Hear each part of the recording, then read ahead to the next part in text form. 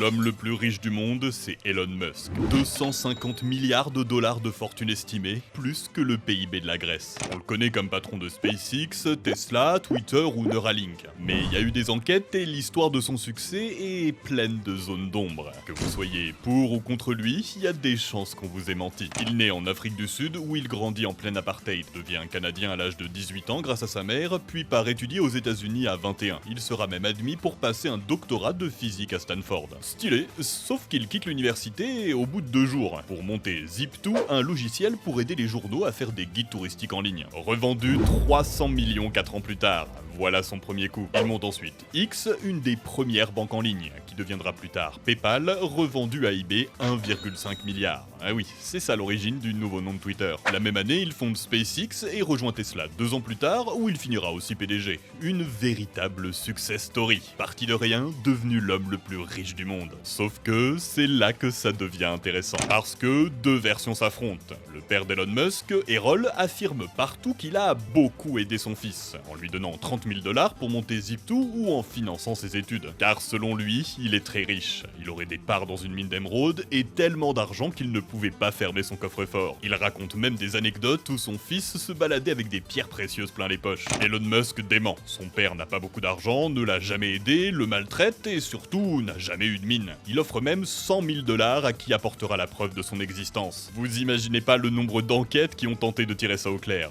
Aux dernières nouvelles, le papa n'a pas vraiment eu de mine et sa fortune est très exagérée. Aurait-il menti pour avoir un peu de la célébrité de son fils? On veut tous savoir l'origine secrète des grandes fortunes. Quelle fourberie a-t-il fallu pour en arriver là? Quel pistonnage, mensonge ou coup de chance? On vous emmène découvrir l'histoire secrète de 5 des plus grandes fortunes de tous les temps.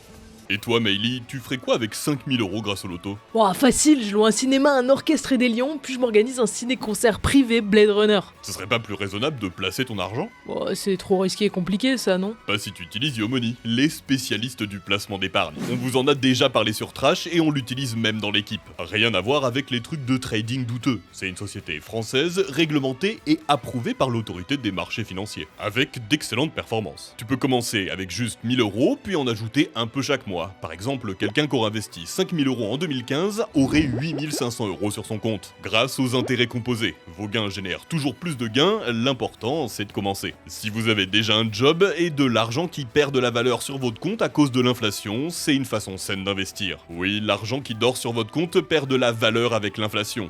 10 000 € de 2023 vaudront 6 139 € dans 10 ans si on continue comme ça. En plus, c'est 100% digital, fini les démarches compliquées. Même si t'y connais rien, leur site est hyper complet, leurs conseillers s'occupent de tout et répondent à tes questions. T'as vraiment le choix d'investir comme tu veux. Tu décides de ton niveau de risque ou si tu veux uniquement des sociétés éco-responsables. Comme ils utilisent des algorithmes et des IA hyper pointus en plus des analystes financiers, ils peuvent se permettre des frais de dossier beaucoup moins chers que dans les banques traditionnelles. Alors faites une simulation gratuitement sur Yomoni.fr et commencez à investir efficacement votre argent à partir de 1000 €. Toutes les informations en description.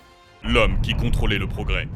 Est-ce que vous saviez que les États-Unis, pays du capitalisme et de la libre concurrence, ont été obligés de voter une loi pour arrêter le business d'un seul homme? Grâce à son génie et à beaucoup de filouterie, il avait atteint le quasi-monopole mondial de la denrée la plus précieuse de l'époque, lui conférant le pouvoir de changer l'histoire. Pourtant, ça commençait mal. Il naît dans une famille de 6 enfants, fils d'un arnaqueur qui vend des remèdes bidons, un père absent qui trompe sa femme. L'enfant gagne ses premiers dollars en vendant des patates ou des bonbons avant d'avoir la chance de suivre une petite formation de comptable. À 16 ans, il trouve un poste d'assistant dans une société de courtage payé 50 centimes la journée. Adulte, il célébrera ce jour chaque année comme celui qui l'a lancé dans le monde des affaires. C'était le début de l'aventure de John Rockefeller. Son job le passionne. Il adore la négociation, l'optimisation et le fonctionnement des entreprises. Alors, quelques années plus tard, il monte sa propre boîte de courtage avec un associé et le succès est immédiat. Contrairement à son père, John est particulièrement honnête et sérieux, s'assurant que chaque centime soit payé de son côté ou celui de ses clients. La première année, ils font 4000 $ de profit, 17 000 la seconde. Et la guerre civile américaine arrange encore plus leurs affaires avec l'augmentation du prix du grain. À peu près à la même époque, l'utilisation du pétrole commence à se répandre aux US. Les gens réalisent qu'on peut utiliser des foreuses pour l'extraire plus facilement. Et pour s'éclairer, le kérosène, c'est quand même moins cher que l'huile de baleine. Rockefeller sent le bon filon et investit directement pour construire une raffinerie de pétrole. Sa précision le pousse à contrôler chaque étape de production dans les moindres moindre détail. Il fabrique ses propres barils avec du bois qu'il fait sécher sur place, engage des plombiers, achète des chevaux pour transporter la marchandise et vend même les déchets de sa production comme le goudron, le naphta ou la paraffine. Là où ses concurrents produisent vite, lui produit efficacement. En 1865, âgé de 24 ans, il emprunte l'équivalent d'1 million de dollars à la banque et rachète la totalité de la raffinerie à ses partenaires. À l'époque, c'était déjà la plus grosse de Cleveland, et John pense qu'il faut continuer de faire grossir le business. L'année suivante, il ouvre sa seconde raffinerie, l'année d'après fusionne avec une autre. En 1868, il est déjà à la tête de la plus grosse raffinerie du monde. Mais à l'époque, c'est encore très facile et peu coûteux de se lancer dans le pétrole, ce qui en fait un marché volatile. Convaincu que le seul moyen de stabiliser les prix est de s'étendre au maximum, en 1870, Rockefeller et ses associés fusionnent 5 grandes sociétés de raffinage pour former Standard Oil, qui à sa création possède 10% de la production de pétrole américaine. En 2 ans, il rachète ou fusionne avec l'intégralité des raffineries de Cleveland,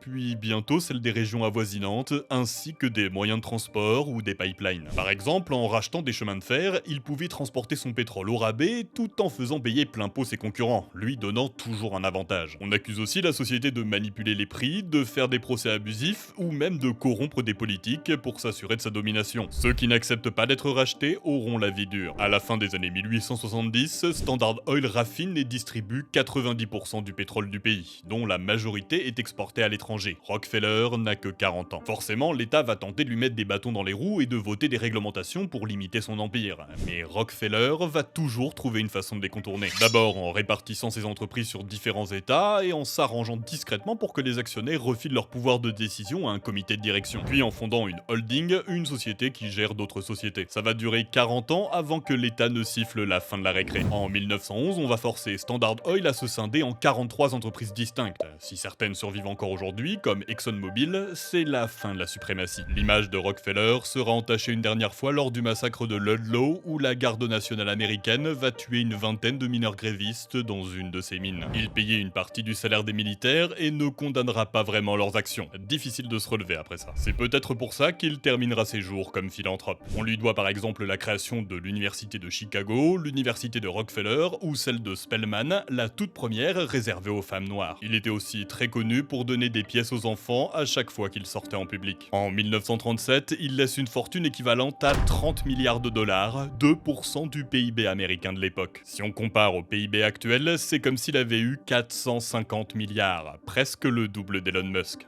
Le citoyen le plus riche de Rome. Dans l'Antiquité, il y avait un homme si riche et puissant que sa simple existence a changé la face du monde. À sa mort, il laissa derrière lui une année entière d'impôts de l'Empire. Fils d'un politique romain issu d'une famille noble et respectée, il naît pendant une période d'instabilité et de révolte. Son père et ses frères trouveront la mort pour avoir été du mauvais côté de l'échiquier politique. Lui-même est obligé de fuir en Espagne à l'âge de 28 ans pour éviter les représailles. C'est là-bas qu'il commence son ascension. Il utilise les relations de son père pour assembler une petite armée de 2500 hommes qui s'oppose au nouveau gouvernement ayant pris Rome par la force. À sa tête, il va extorquer de l'argent et piller des villes, préparant un futur retour en Italie. À la mort de Lucius Cinna, l'un des dictateurs, il sent une opportunité se présenter et rejoint avec ses hommes Sylla, un célèbre général romain, principale figure de l'opposition. Ensemble, ils vont mener de nombreuses batailles. C'est là qu'il gagne la réputation d'être particulièrement avare, il partage pas ses butins de campagne avec ses soldats, ou qu'il développe une rivalité avec un autre jeune général qui a les faveurs de Sylla, Pompée. Mais ça ne l'empêche pas de s'illustrer au combat, notamment pendant la bataille de la Porte-Colline. Crassus dirige le flanc droit de l'armée, et alors que le reste des légions se fait repousser, il écrase ses adversaires. Cette victoire signe la fin de la guerre, Sylla prend le contrôle de Rome et de l'Italie, Crassus lui est riche et a les faveurs du nouveau dirigeant. Il aurait pu s'arrêter là, sauf qu'une opportunité va se présenter. Pour stabiliser son pouvoir, Sylla exécute tous ses opposants politiques, puis récupère leurs logements et les vend aux enchères. Crassus saute sur l'occasion et fait l'acquisition de nombreux bâtiments, construisant un véritable empire immobilier. Car quand il s'agit de faire de l'argent grâce au malheur des autres, c'est un spécialiste. Théma à la taille du Crassus. Après la guerre, on commence à construire des insulae, des genres d'appartements antiques pour faire face aux flots de migrants. Souvent de mauvaise qualité avec des étages supérieurs en bois, ils avaient tendance à se dégrader et à brûler très facilement. Crassus met alors au point une stratégie. Il achète jusqu'à 500 esclaves, des architectes et artisans compétents. Chaque fois qu'un feu se déclenche, il se précipite pour racheter la maison en flammes et les bâtiments adjacents, profitant de la terreur des propriétaires, qui lui vendent pour une bouchée de pain. Puis reste plus qu'à tout reconstruire construire grâce à sa main-d'œuvre au rabais. C'est de là que vient la légende selon laquelle il aurait inventé le concept de pompier. Tout ça pour faire chanter les gens avec, soit vous payez, soit la maison brûle. Impossible de savoir exactement à quel point son empire immobilier s'étendait, même si parfois on entend dire qu'il possédait un tiers de Rome. Il avait aussi investi dans des mines d'argent, le commerce d'esclaves et la politique. En faisant des prêts ou en payant des dettes, il s'attire les faveurs des plus puissants romains et renforce son statut. D'ailleurs, c'est lui qu'on envoie combattre Spartacus, le célèbre gladiateur à l'origine de la plus grande révolte d'esclaves de l'histoire. Il gagne la guerre, mais se fait voler une partie de sa renommée par Pompée, qui lui file un coup de main en rentrant d'une campagne en Espagne. Les deux hommes se font élire consul, le plus haut poste de la politique romaine. C'est dans ce contexte qu'il commence à financer la carrière d'un jeune militaire très prometteur, César. Au fur et à mesure des années, les intérêts politiques des trois hommes, Pompée, César et Crassus, convergent. Ils forment même une alliance secrète, un triumvirat, afin de s'aider dans leurs objectifs. C'est entre autres ce qui va permettre à César d'être élu lui aussi consul, puis de prendre le contrôle des provinces gauloises et donc de mener la guerre des Gaules. Dans presque 10 ans, ils vont se partager le pouvoir jusqu'à ce que Crassus se voit confier la guerre avec les Parthes, dernière puissance du Moyen-Orient. Une catastrophe. L'armée romaine est vaincue à la bataille des Carès, tombant dans un piège mal préparé à affronter les archers ennemis. Crassus meurt peu après. Lors d'une négociation de paix, un de ses officiers attrape la bride de son cheval, créant un mouvement de panique qui tourne au massacre. La légende veut même que les Parthes aient versé de l'or fondu dans sa bouche pour se moquer de son avarice. Impossible de vraiment expliquer à quel point Crassus était riche. À sa mort, on pensait qu'il possédait 200 millions de sesterces, environ 230 tonnes d'or. Aujourd'hui, ça représente 13 milliards d'euros. C'est pas vraiment comparable, pas la même population, pas la même quantité d'or en circulation, pas le même coût de vie. À l'époque, une miche de pain c'était un demi-sesterce. Et une petite ferme, 100 000. Donc à la louche, ça donnerait 400 à 600 millions d'euros en comparant avec aujourd'hui. Encore très loin de la réalité. Tout ça, c'est sans compter son immobilier ou le fait qu'il donnait énormément, 10% de ses possessions au temple d'Hercule, ou encore de quoi nourrir toute la population pendant 3 mois. C'était sûrement des gestes politiques, mais quand même, on est loin du monstre sans cœur. Dites-vous que sa fortune équivalait à peu près à une année d'impôt de Rome, qui était déjà à l'époque la plus grande puissance du monde. En comparaison, les USA ont collecté 4,900 milliards d'impôts en 2022.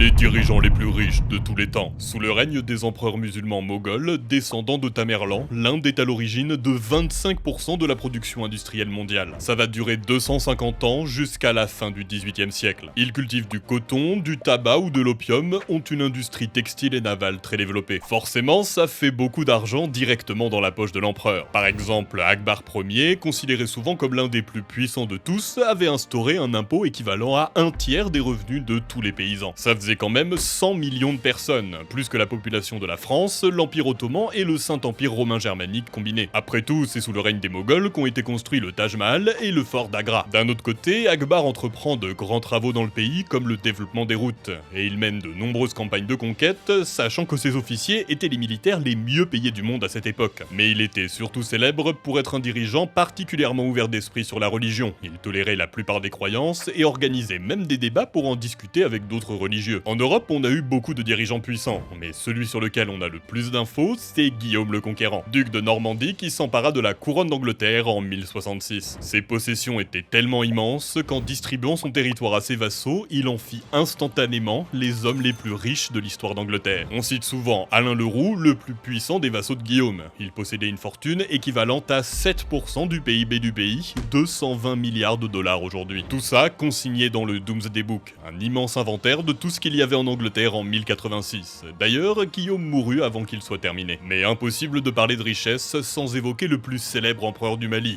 celui qu'on nomme souvent l'homme le plus riche de tous les temps, Mansa Moussa. On sait finalement peu de choses sur les origines de sa fortune. Au nord, ils ont des mines de sel, au sud des mines d'or, peut-être même de l'ivoire et des épices. Alors, quand il accède au trône au XIVe siècle, les réserves d'or du pays sont monumentales. Mais ce qui fit sa légende, c'est la manière dont il utilisa son argent. Il aurait pu rester tranquillement dans son palais à profiter, mais non. Il organise le pèlerinage vers la Mecque le plus extraordinaire de l'histoire. On dit qu'il était accompagné d'une suite de 60 000 hommes, 12 000 esclaves vêtus de soie perse, d'une centaine de chameaux, tous transportant lingots ou poudre d'or, jusqu'à 18 tonnes au total. Mais le plus surprenant, c'est son attitude. Ceux qui l'ont vu écrivent qu'il distribuait ses richesses aux pauvres qu'il croisait, qu'il dépensait son or sans compter dans les villes, ou encore qu'il construisait une mosquée chaque vendredi. On sait pas à quel point c'est vrai, mais certains auteurs affirment même qu'il aurait fait chuter le cours de l'or pendant plus de 10 ans au Caire, tellement il en avait dilapidé. Forcément, il passe pas inaperçu.